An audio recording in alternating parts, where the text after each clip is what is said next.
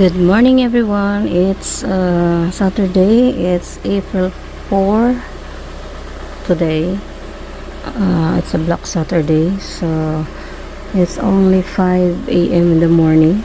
And si Bunso at ako ay planning to go to city para mag-road test. Mag-driving test siya. So tingnan natin kung kakayanin niya.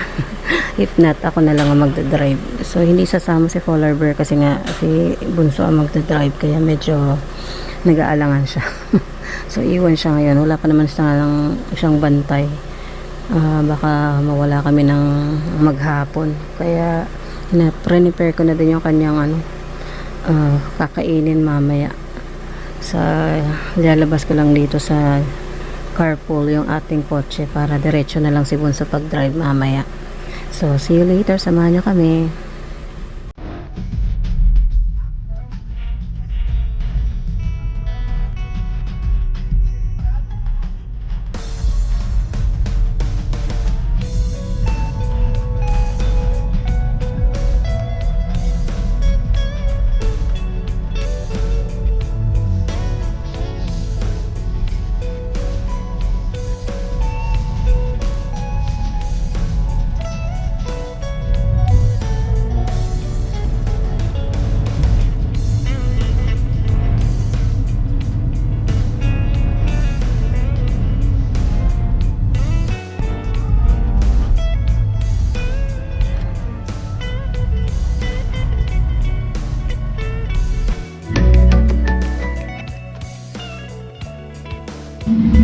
Coffee break. Dito kami sa papasok na papasok ng kami ng Maryboro. Kape, break. Meron pa kami 2 and a half hours biyahe. May coffee kami, biscuit. Yung Costco.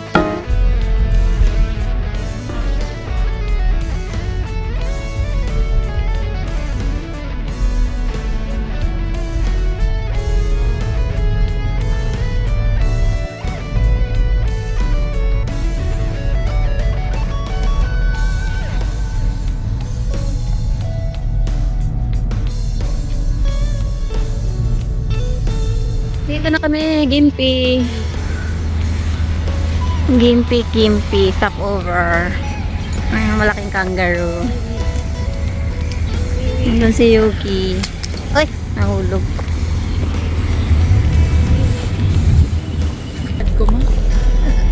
Hindi ako mamamatay dito. Kami, guys.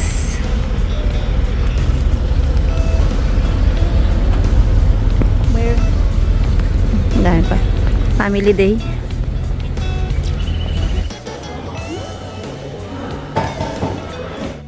McDonald's. Kain muna kami guys. Nagutom kami. Food court guys. French fries lang. Nuggets. French fries.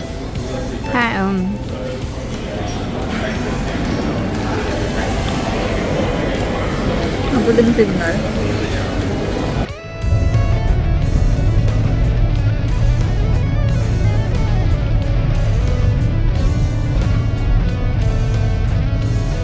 Costco na kami guys, kararating lang namin. Ang daming tao, grabe yung tao. Ngayon na, tao. Ayan si Bunso. Nakapamili na kami, pero konti lang. Kasi walang ibang stock. At saka tingnan niyo yung tao, grabe yung tao. Punong-puno. Nag-aagawan sa Ang haba pati ng pila sa checkout. Yan lang binili namin, turo tinapay. Init na, hindi na malamig.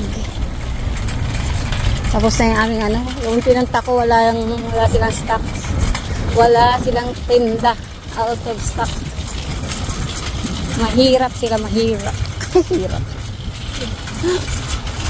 Wala na si Yuki. Wala. Kotse. May kotse. A few moments later.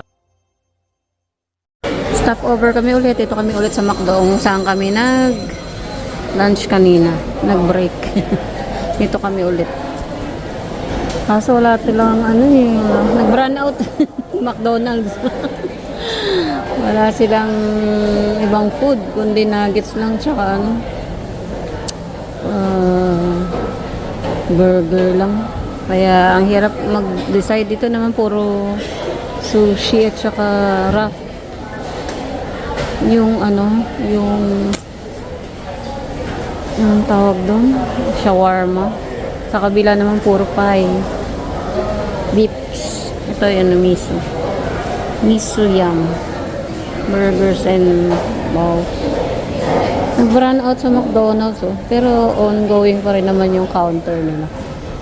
Si Bunso nahirapan umorder. Wala kasi makain dito. Dapat doon kami sa kabila, yung unang McDonald's, kaso nalagpasan ko na.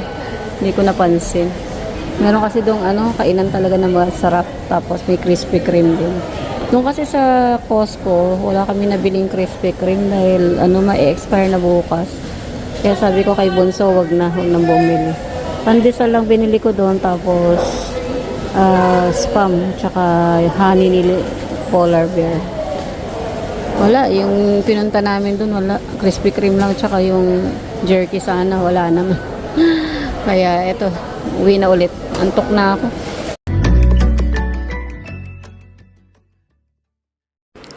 Hi guys, bahay na kami. Ito nga pala yung i-haul ko na yung mga binili namin. Ito yung binili ni Bunso. Yan. Ito yung natikman ni Jan sa sa Ichiran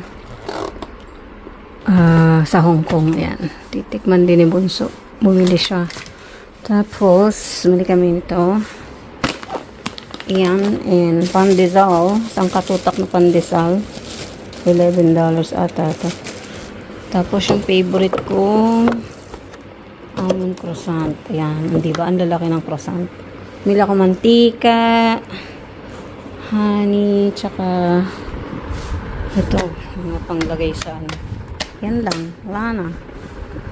Pagod lang kami kasi wala talaga yung pinunta namin doon, yung aking jerky. Wala. And nag-aantay na yung mga pusa para kumain.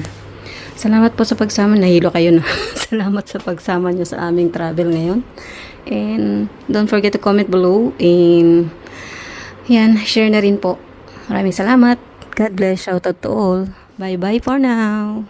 Subscribe to JLo Cyril Pinay Living in Australia channel to stay updated on her videos. Long live J-Lo Searle! Long live!